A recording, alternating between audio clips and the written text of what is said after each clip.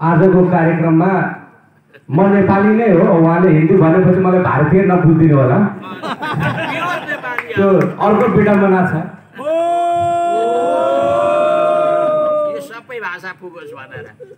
संगठन निर्माण गर्दाखेरि हामीले आवश्यकता अनुसार जुन भाषा प्रयोग गर्नुपर्ने, जुन ठाउँमा त्यो हिसाबले मान्छेलाई कसरी सजिलो बुझाउन सकिन्छ।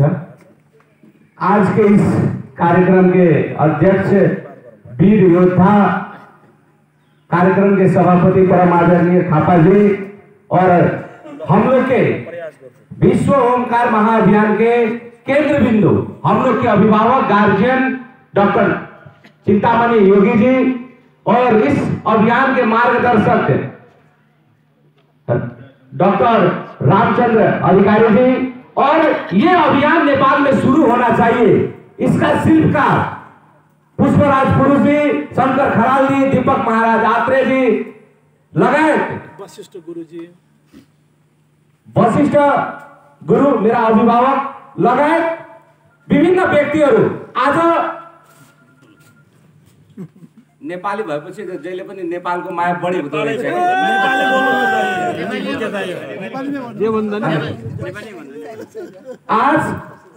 आज प्राविधिक रूप से, सांकेतिक रूप से विश्व ओमकार महाअभियान के कुछ पात्र लोग आज हम लोग अपने परिवार के बीच में हम लोग उपस्थित हुए हैं, सिर्फ इसलिए कि हमारा पहचान हिंदू राष्ट्र था और किसने हटाया। तो ये चिंतन मनन करने की विषय है, कहां से हटा। तो आज दुनिया में आप देखिए, जिस धर्म का लोग जिस मुल्क में ज्यादा रहते हैं वो धर्म के नाम से ही वो देश को जाना जाता है। मगर दुर्भाग्य है कि आज 94% के देश में हमें अपना पहचान खोजना पड़ रहा है कि हम नेपाली, हिंदू राष्ट्र का हमारा जो पहचान था।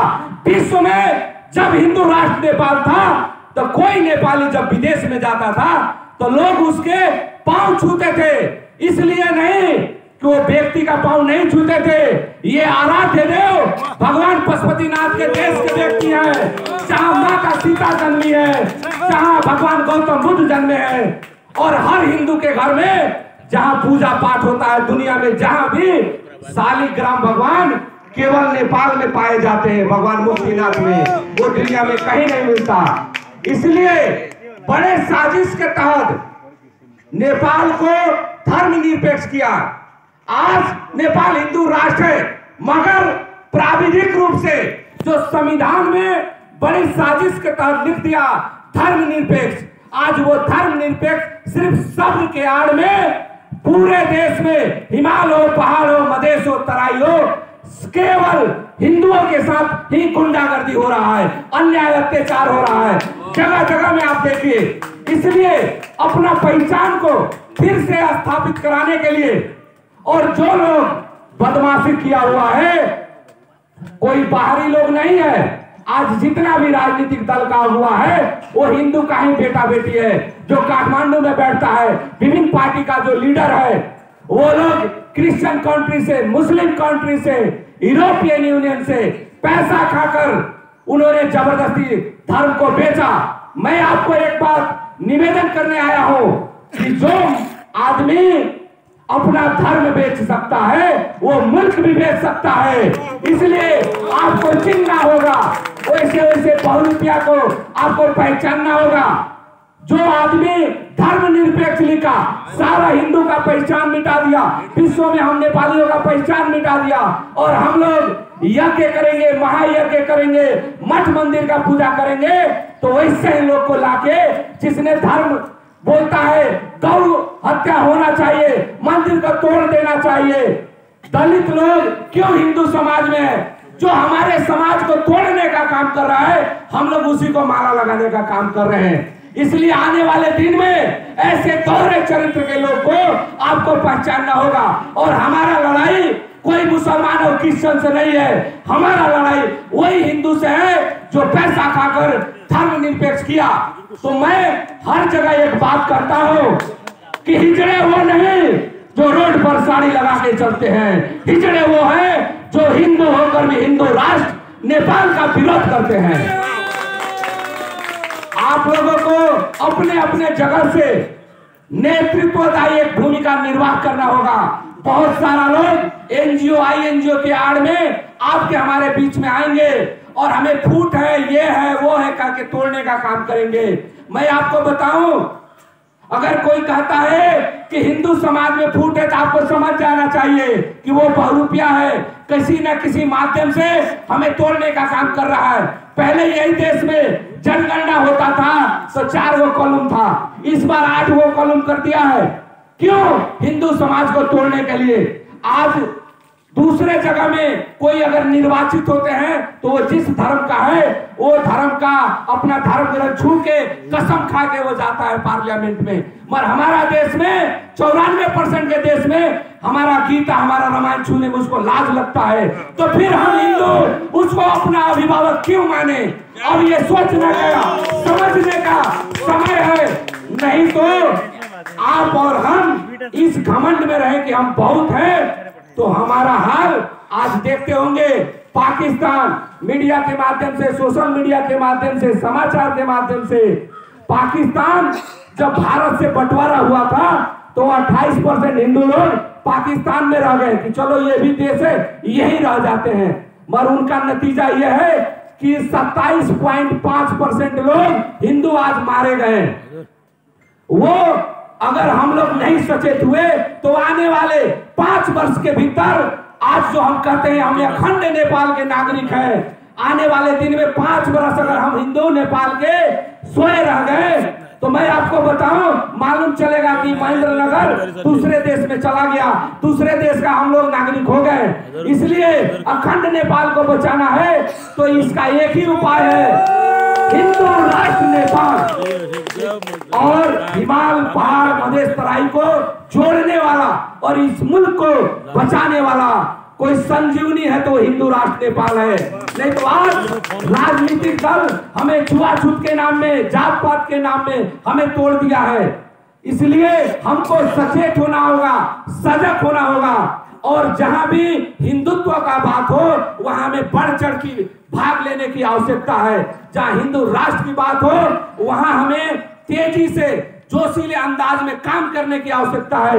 मैं आपको बताऊं, अगर हिंदू राष्ट्र के अभियान में इस कार्यक्रम में उपस्थित जितने भी मेरे गार्जियन, मेरे बुजुर्ग, मेरे मित्र जो लोग उपस्थित हैं, आप लोग को मैं एक ही विश्वास दिलाऊंगा, हिंदू राष्ट्र के अभियान में आप काम कीजिए। अगर कोई बहुरूपिया आपके साथ बदमाशी किया तो पूरा देश में ये विश्व ओमकार महाअभियान आग लगाने का भी क्षमता रखता है।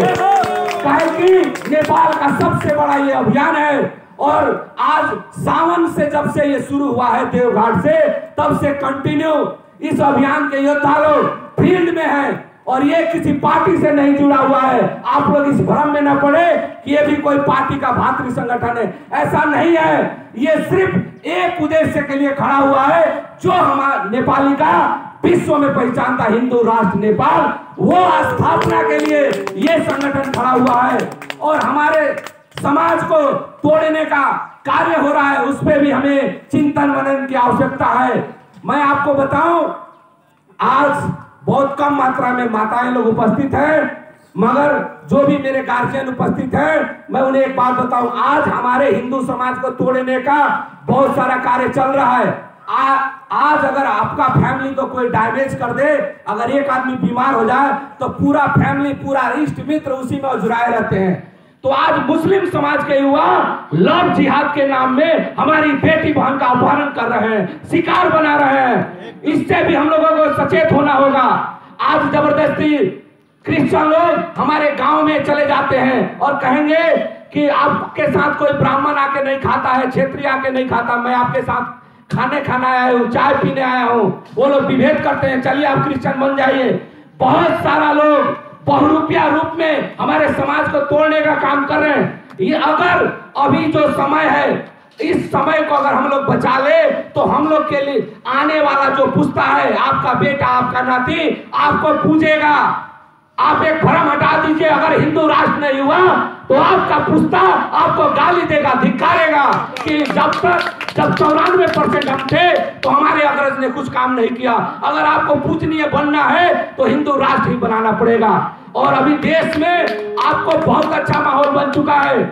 हमारा देश का दोनों पड़ोसिया, वो भारत हो या चाइना हो, अगर उस लोग को अपना राष्ट्रीयता बचाना है तो नेपाल को हिंदू राष्ट्र के आंदोलन में सहयोग करना होगा, नहीं तो वो दोनों टुकड़ा हो जाएंगे।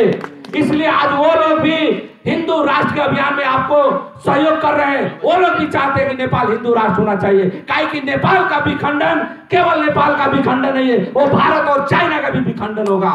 इसलिए हमें उस भाव को जगाना होगा और हम लोग अपने जगह पे अपने स्तर से हमें आगे बढ़ना होगा। हम लोग अपना फैमिली को जैसे चलाते हैं उसी तरह ये राष्ट्र हमारा है, ये धर्म हमारा है, इसको बचाना है तो अपने अपने जगह से व्यक्तिगत स्वार्थ छोड़ के, पार्टी का स्वार्थ छोड़ के केवल राष्ट्र के झंडा और ओम के झंडा के नीचे हिंदू राष्ट्र का अभियान में आप लोग साथ सहयोग और आप लोग का आशीर्वाद इस ओमकार महाअभियान को मिले, इसी उद्देश्य के साथ आप लोग के बीच में हम लोग आए हैं। हम लोग कोई बाहरी नहीं, आप कहीं कोई भाई है, कोई भतीजा है, कोई मित्र और नातेदार है, कोई गुरु है। अभी बहुत अच्छा देश में माहौल बन चुका है और इस माहौल में अभी हिंदू राष्ट्र का माहौल हर जगह बन चुका है, हर पार्टी में भी झगड़ा छूट चुका है। ये माहौल को नहीं छोड़ना होगा और हिंदू राष्ट्र के आंदोलन में आप सब लोग का आशीर्वाद और सहयोग साथ हो, यही निवेदन करते हुए मेरे साथ एक बार हम लोग महादेव के स्थान में बैठे हैं, एक बार उद्घोष करें, दोनों हाथ उठा के हर हर महादेव, हर हर महादेव, हर हर महादेव। धन्यवाद।